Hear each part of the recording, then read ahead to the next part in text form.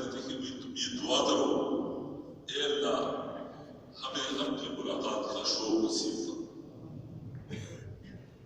اور فرمایا کہ جو آدمی اللہ سے یہ دعا کرتا ہے اور اس کے دل میں شوق ہے اللہ کی ملاقات کا، تو اللہ کا بھی شوق ہے کہ میں اس سے ملوں، اور جو آدمی کراہت کرتا ہے اللہ پاک اس سے کراہت کرتا ہے۔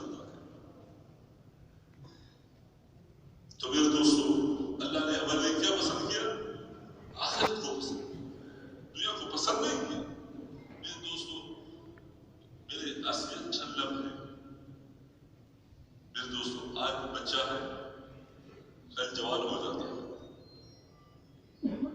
اور پرسوں بوڑھا ہو جاتا ہے، اور میرے دوستو پھر ایسا وقت بھی آ جاتا ہے کہ انسان زندہ ہوتا ہے لیکن اس کی آنکھیں، اس کے کان، اس کے دل اور دماغ کام چھوڑ دیتے ہیں، یہ دوسرے کا محتاج بن جاتا ہے۔ جیسے ابتدا میں محتاج کا بچہ تھا، ایسے میرے دوستوں پھر اس کی عمر زندگی آ جاتی ہے۔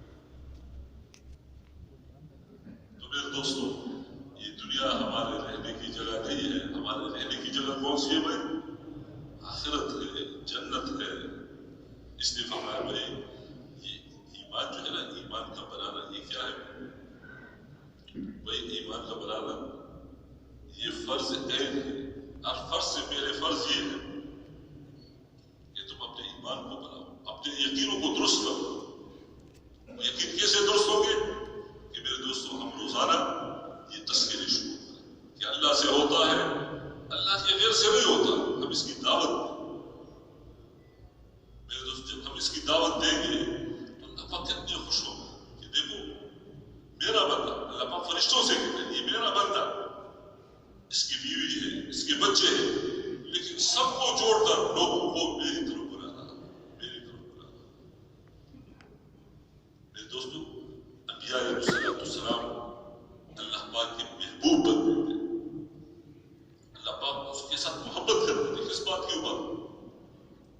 کہ لوگوں کے سامنے وہ اللہ کی وحدانیت کو ثابت کرتے تھے کہ وہ احد ہے، واحد ہے، صمد ہے، اس سے ہوتا ہے، اس کے بغیر کسی سے کچھ نہیں